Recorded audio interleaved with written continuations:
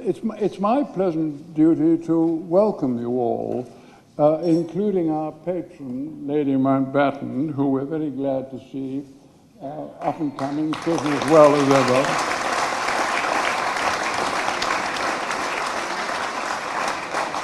And there's a gentleman you've all already met, the First Sea Lord, and we're very pleased to have you all at what is no less than the 15th Maritime Media Awards dinner.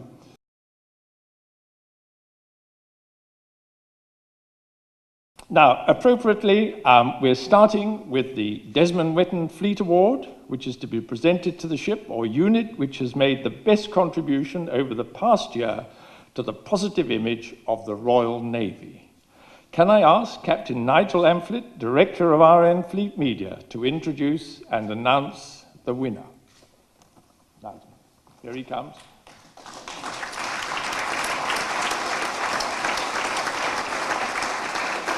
Countess Mountbatten, Admiral Stanhope, sir, honoured guests, ladies and gentlemen, it gives me great pleasure to introduce the winners of this year's Desmond Wetton Fleet Award.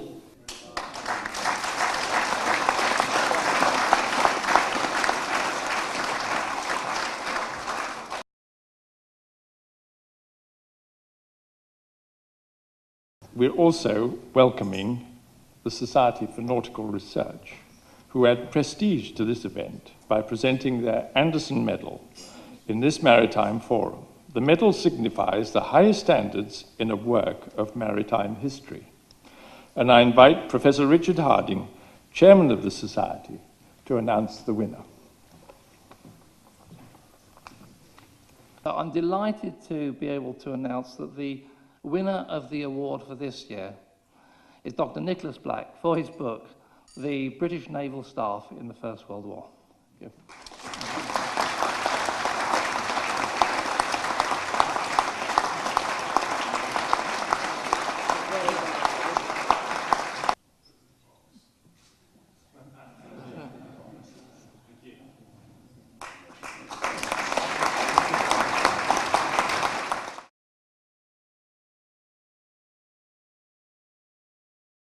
The next award is the Maritime Fellowship Award, and it's presented to an individual who's made an outstanding contribution to maritime awareness through either a lifetime of dedicated service or through a leading role in realizing a particular project. This is the highest award bestowed by the Maritime Foundation, and their decision is concealed in a hidden envelope, which I have in my pocket.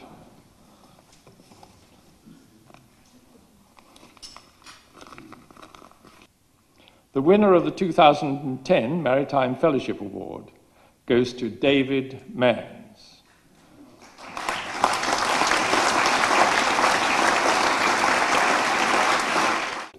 Unfortunately, David can't be with us here tonight because he is hunting another wreck. He's in Australia preparing for another major project with the Royal Australian Navy, but he has, in fact, sent us this message. I'm very sorry not to be with you tonight to accept this wonderful award in person, but as is often the case, I'm far away from home working to find another shipwreck. I'd like to thank the Foundation and the Awards Committee for recognizing my work, and with it the work of many talented colleagues that have joined me at sea over the years. Our profession is only the tiniest niche in the maritime industry, so it is especially gratifying to receive such a prestigious award. I love the work that I do, and I've been privileged to have led so many groundbreaking and important projects over the years.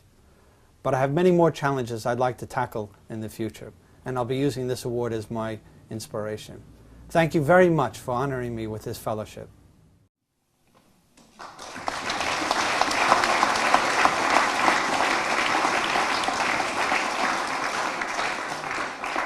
Can I ask Mrs. Sarah Manns to accept this award on behalf of her husband?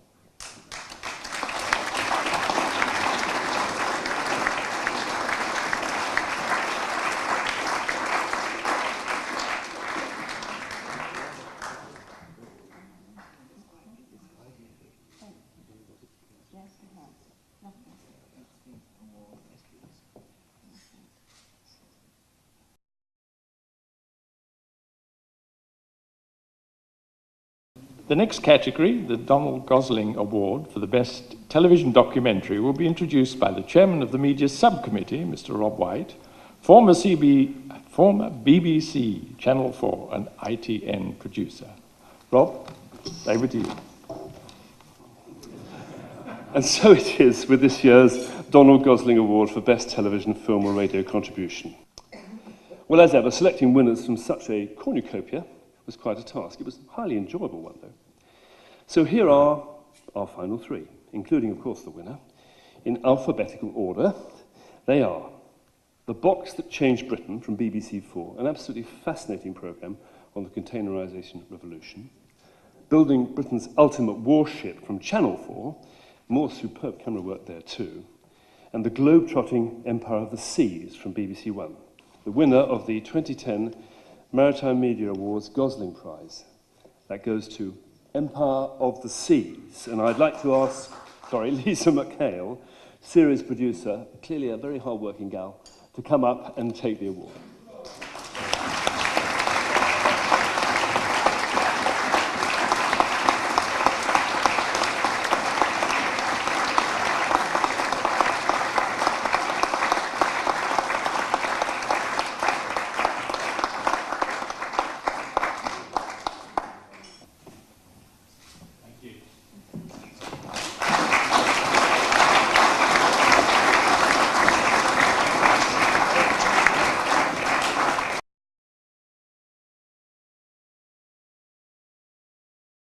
The winner of the 2010 Mountbatten Awards, all the way from Australia, goes to Richard Guiat and Peter Honan for their book, The Wolf.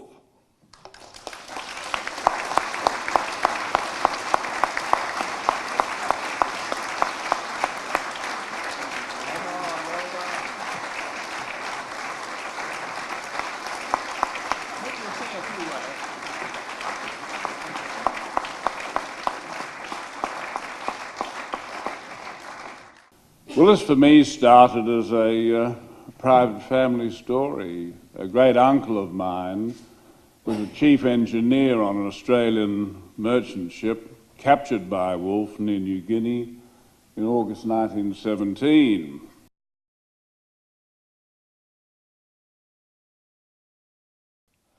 Our winner was appointed the first and indeed the only maritime correspondent for all Irish broadcasting. Since 1989, he's edited and presented Seascapes with the certitude of a trusted friend. His writings are extensive, and he has a reputation which has been garnered over many years, contributing to the regional, national, and international maritime press. He also appears regularly on television and radio. The judges commented that his exemplary coverage of commercial shipping, the fishing industry, the leisure sector, the marine environment, and the personalities making a difference makes him a unique spokesman. He's attracted a dedicated following both within Ireland and in the UK. Indeed, he is a true maritime ambassador for island nations, and his name is Tom McSweeney.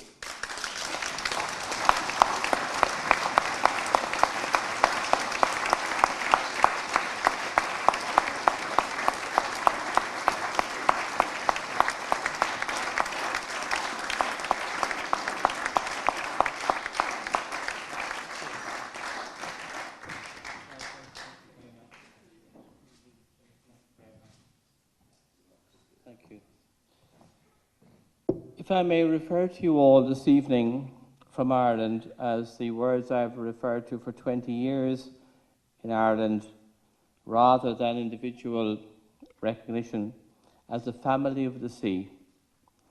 Because I fundamentally believe that is what you are when I see you this evening, a family of the sea. Nations are divided by political, by personal, by various attitudes, but the sea unites them. This week, 600 scientists in the Marine Federation of the world said, we are failing if we do not recognize the importance of the oceans and of the sea. I wrote a column for my local newspaper in Ireland this week, where I started 40 years ago as a journalist. And I said, if there were to be somebody looking on this planet from outer, wherever it may be, and they saw the blue of the sea and the grey of the few areas of land there are on this world, they'd say, how much we depend on the oceans for what we live. And they would say, nations are united by the sea. So I'd like to dedicate this award this evening to the Maritime Foundation and to say thank you for the recognition that beyond the seas of Britain and linking with the seas of Ireland, there are a common bond of the oceans. And one thing I would hope from tonight, and I see my former colleague, which I might have differed occasionally, as journalists do with the Navy, Jim Robinson from the Nautical Institute, they have banded the sea together. May we unite as nations together for the future of the oceans, because if we cannot recognize that the oceans together are what we live on, then we have no future. So I would like to dedicate this award this evening and the financial accordance to it back to the Maritime Foundation and say, I dedicate myself this evening to hoping that the UK Maritime Foundation may find a new foundation in Ireland, because I want to dedicate myself this evening to spreading the voice of the sea beyond Britain to Ireland. And thank you for this magnanimous occasion, which I deeply, deeply appreciate. Thank you.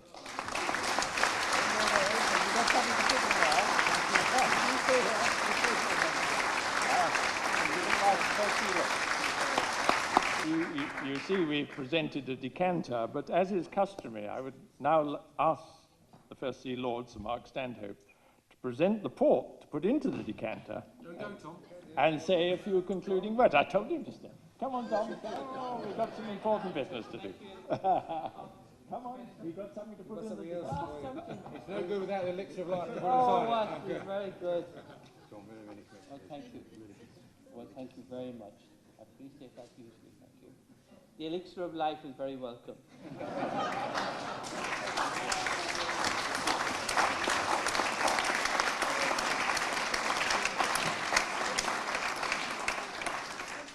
Ladies and gentlemen, Countess, it really is a delight again to join you here this evening to help to celebrate these hugely influential awards and to honour, of course, tonight's nominees.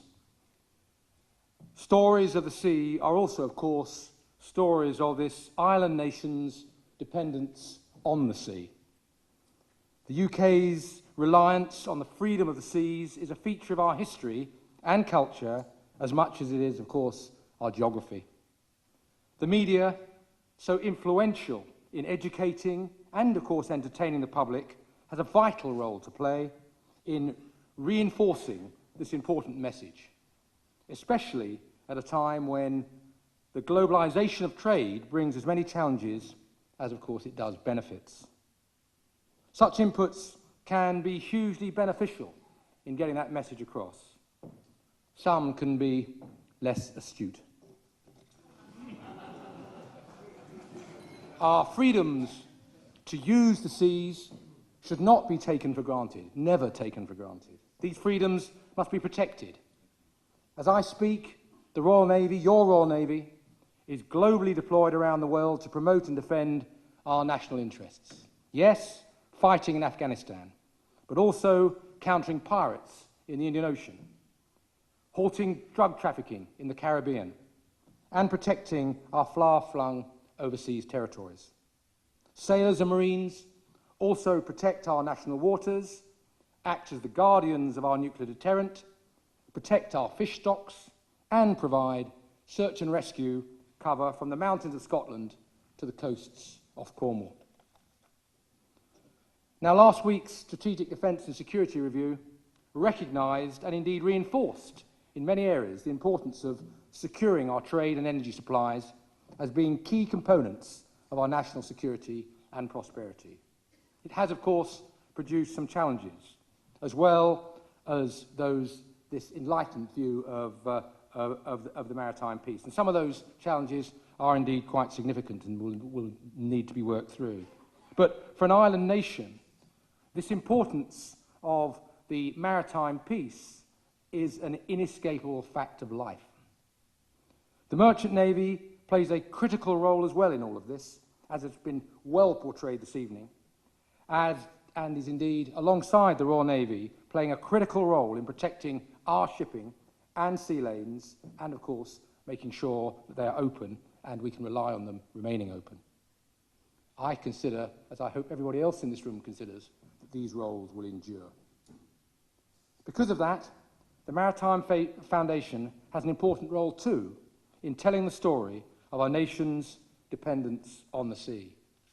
I, and many people in here I know alongside me, are hugely grateful to the Foundation for its ceaseless work in promoting this fundamental truth, and for organising these awards, which shine a light, if you like, on those who express our national dependence on the sea so eloquently, and it's through their work that we rely on a continuation of an understanding of what it is this nation and its connections with the sea are all about.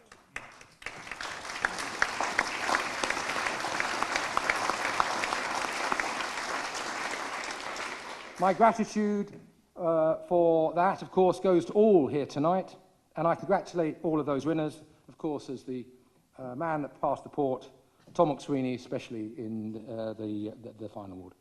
Ladies and gentlemen, thank you for coming, thank you for being here, thank you for supporting what is a tremendously important cause to all of us. Thank you.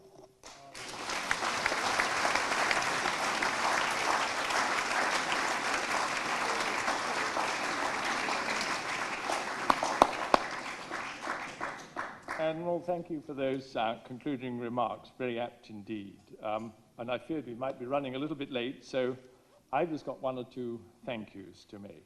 Our special thanks to the work of the voluntary organising committee, judges and administrators who've made this event tonight. The Sea Cadets outside from the City of London.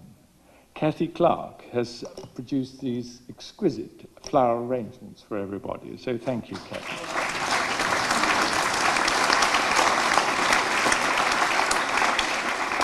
To our sponsors who enabled the DVDs to be produced, thank you very much indeed. And thank you for your well-considered nominations and for participating in this event. To Admiral Sir Mark Stanhope for finding the time to join us. And finally, to our attentive patron, Countess Mountbatten, for presenting the awards. Thank you both very much.